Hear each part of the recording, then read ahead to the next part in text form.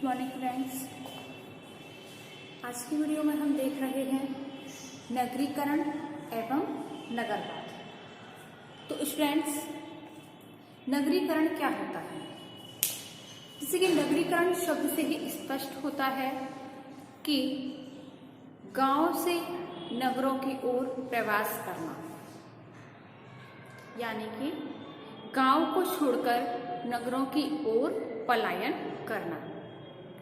और नगरवाद जो कि नगरीय जीवन शैली को अपनाते हैं, मनोवृत्तियों, विचारों, जीवन धारा, इनको लोग अपने अंदर ढालते हैं। यानी कि जो गांव की संस्कृति है इसको भूलकर नगरों की, शहरों की संस्कृति को अपनाना ही नगरीकरण होता है, नगरीवाद होता है। केवल गांव को छोड़कर शहरों की ओर पलायन करना ही नगरीकरण नहीं होता है, या फिर कृषि कार्य को छोड़कर वहां के जो व्यवसाय हैं, नौकरी हैं, कारोबार हैं, आजीविका के जो साधन हैं, उनको अपनाना भी नगरीकरण नहीं है। नगरीकरण वह है जो कि गांव की जो संस्कृति है, गांव की जो रूढ़ियां हैं, प्रथाएं हैं, इनको छोड़कर, इनका त्याग करके नगर की जीवन शैली, नगर की प्रथाओं, लोकाचारों को अपनाना ही नगरीकरण होता है। तो इस संबंध में जो नगरीकरण के द्वारा नगरों के जो क्षेत्र होते हैं वो नगरीय जीवन शैली का विस्तार करते हैं। जो नगर के क्षेत्र होते हैं वो नगरीय जीवन शैली का विस्तार करते हैं, नगरीय जीवन शैली को अपने अंदर ढालते हैं। नगरीकरण में जो नगरों की जो जनसंख्या का घनत्व बहुत अधिक होता है, वहां की सामाजिक संरचना, उसके जो प्रमुख स्रोत होते हैं, परिवर्तन के जो स्रोत होते हैं, वो नगरीकरण का संबंध केवल बड़े बड़े नगरों की स्थापना और विकास से ही उनका संबंध नहीं होता है। नगरीयता का संबंध एक विशेष प्रकार की जीवन शैली से होता है, जो कि श्रम विभाजन, उच्च स्तर की प्रौद्योगिकी, गतिशीलता, व्यक्तिवादी मूल्यों, रूढ़ियों, प्रथाओं जैसी विशेषताओं से होता है। जिसे किसी भी समाज में जैसे जैसे नगरीकरण में वृद्धि होती है, नगरीयता में वृद्धि होती है, तो उनका जो विस्तार होता है, कस्बों और अन्य दूसरे जो लघु समुदाय होते हैं, छोटे मोटे गांव होते हैं, उनसे उनका विस्तार होता है। वहां के जो लोग होते हैं अपने जीवन स्तर को ऊंचा उठाने के लिए, मूल्यों को प्रोत्साहन देने, धर्मनिरपेक्षता को प्रोत्साहन देने में योगदान देते हैं। कहीं कहीं जो गंदी बस्तियां होती हैं, मलिन बस्तियां होती हैं, उनका निर्माण करने में भी कार्य करते हैं। अपराधों में जो वृद्धि होती है, पारिवारिक झगड़े होते हैं, कलेश होते हैं,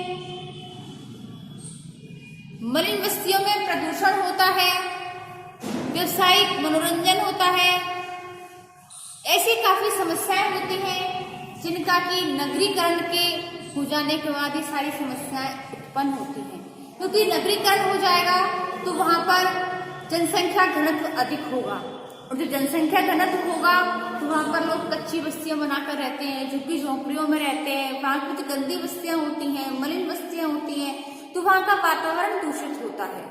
गंदी बस्तियों में वहां का प्रदूषण अधिक होता है, और प्रदूषण अधिक होने के कारण लोग अधिकतर बीमार रहते हैं, मानसिक बीमारी से विक्षुब्ध रहते हैं, क्योंकि उनके पास आर्थिक तंगी होती है। आर्थिक तंगी होने के कारण उनके दिमाग में हमेशा टेंशन बनी रहती है, चिंता बनी रहती है, और जो दिमागी टेंशन के कारण उनको मानसिक थकान होती है, शारीरिक थकान होती है, जिसके चलते व्यक्ति अगर बीमार पड़ जाता है तो भली भांति स्वस्थ नहीं हो पाता है। मलिन बस्तियों में काफी सारी समस्याएं जैसे कि बाल अपराध हैं, यौन शोषण है, वैश्यवृत्ति है, चोरी करना है, तो ये सारी समस्याएं नगरीकरण के कारण गंदी बस्तियों में अधिक पाई जाती हैं। अब आते जो हमारे लुईस है समाजशास्त्री, उनके अनुसार नगरीकरण की परिभाषा है कि जिस क्षेत्र में जनसंख्या का घनत्व अधिक होता है या व्यक्ति अनेक प्रकार के व्यवसायों के द्वारा आजीविका उपार्जित करते हैं तो वही नगरीकरण नहीं होता है। नगरीकरण केवल वही नहीं है बल्कि वहाँ के विचारों, मूल्यों, आदर्शों, वहाँ की जीवन शैली, संस्कारों को अपने अंदर ढालना ही नगरीकरण कहलाता है। अगली परिभाषा आती है जो हमारे संस्कार होते हैं वो परंपरागत सामाजिक संस्थाओं और मूल्यों के स्थानों पर व्यवहार के नए ढंगों को ग्रहण करना है। यानी कि जो हमारे पुराने आदर्श हैं, पुराने तौर तरीके हैं, पुराने ढंग हैं, उनको उन मूल्यों के स्थान पर व्यवहार के नए तरीकों को, नए ढंगों को ग्रहण करना ही नगरीकरण कहलाता है। इसमें हमारे समाजशास्त्री एंडरसन का कहना है कि केवल गांव से नगरों की ओर पलायन करना या कृषि कार्य को छोड़कर नौकरी करना, व्यवसाय करना, कारोबार करना ही नगरीकरण नहीं है, बल्कि लोगों के विचारों, मनोवृत्तियों में परिवर्तन होना ही नगरीकरण कहलाता है। यानी कि हमने केवल गांव से नगरों की ओर पलायन कर लिया तो वही नगरीकरण नहीं होगा, या फिर हमने कृषि कार्य को छोड़कर नौकरी कर ली, कोई व्यवसाय कर लिया, कोई लघु उद्योग खोल लिया तो वही नगरीकरण नहीं है, बल्कि वहाँ के लोगों के जीवन शैली को अपनाना, वहाँ के विचारों को अपने अंदर ढालना, वही नगरीकरण कहलाता है। तो नगरीकरण के आगे इसमें होता है कि नगरीकरण वह प्रक्रिया है जिसके द्वारा कृषि से संबंधित समुदाय के लोग धीरे धीरे ऐसे समूहों में बदलने लगते हैं जिनकी क्रियाएं उद्योग, व्यापार, वाणिज्य तथा सरकारी कार्यालयों से संबंधित होती हैं। इसमें अगली परिभाषा है कि जो हमारी नगरीकरण होता है ये एक दोहरी प्रक्रिया है। यानी कि जो नगरीकरण है वह कैसी प्रक्रिया है? दोहरी प्रक्रिया है। कैसे? कि गांव का नगरों के रूप में बदलना, यानी कि एक तो नगरीकरण वह होता है जो गांव होते हैं वो ही नगरों के रूप में बदल जाते हैं। गांव नगरों का रूप धारण कर लेते हैं और जो छोटे छोटे नगर होते हैं वो विशाल नगरों में परिवर्तित हो जाते हैं। तो इस प्रकार से नगरीयता से संबंधित जो विशेषताएं होती हैं वो दूसरे क्षेत्र में विस्तार करने को ही हम नगरीकरण कहते हैं। यानी कि जो गांव होते हैं वो शहर बनने लगते हैं और जो छोटे शहर होते हैं वो बड़े नगरों का रूप धारण कर लेते हैं, तो इसे हम नगरीकरण कह सकते हैं।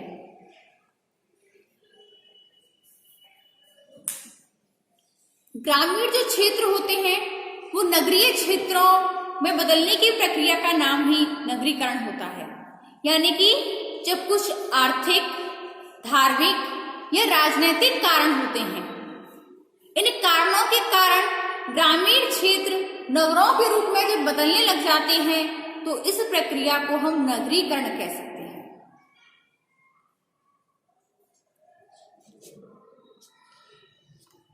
अब इसके बाद आता है जो हमारी नगरीयता क्या होती है। नगरीयता में लुईस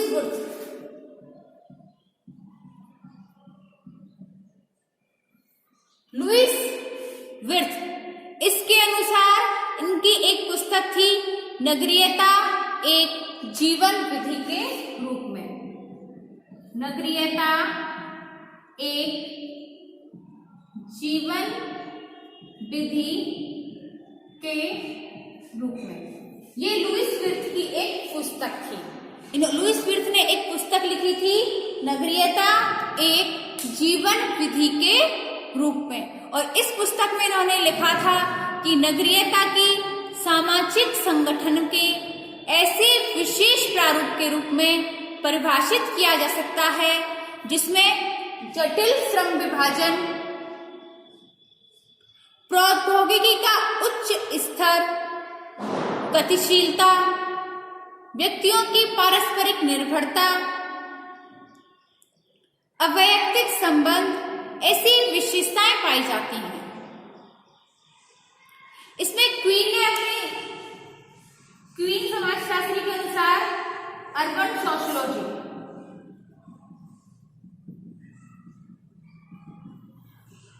जो क्वीन समाजशास्त्री है, इन्होंने पुस्तक लिखी थी अर्बन सोशियोलॉजी, और इस पुस्तक के अंतर्गत उन्होंने लिखा है कि नगरीयता वह दशा है जिसमें नगरीय निवास से संबंधित प्रघटना को पहचानने के लिए किया जाता है। यानी कि जो नगरीयता होती है वो नगरीय जीवन शैली को, नगर से संबंधित प्रघटनाओं को पहचानने के काम आती है। अब आती है हमारी नगरीयता की कुछ विशेषताएं। इसी की पहली विशेषता है विषमता, यानी कि जो नगरीय जीवन शैली होती है, नगरीय वातावरण होता है, वहां पर आर्थिक तरीके से, धार्मिक तरीके से, जीवन शैली के तरीके से, वेशभूषा के तरीके से, हर तौर तरीके में कुछ ना कुछ विषमताएं पाई जाती हैं। क्षेत्र में भी विषमताएं पाई जाती हैं। दूसरी आती है पारस्परिक निर्भरता। जो नगर के जो लोग होते हैं वो आपस में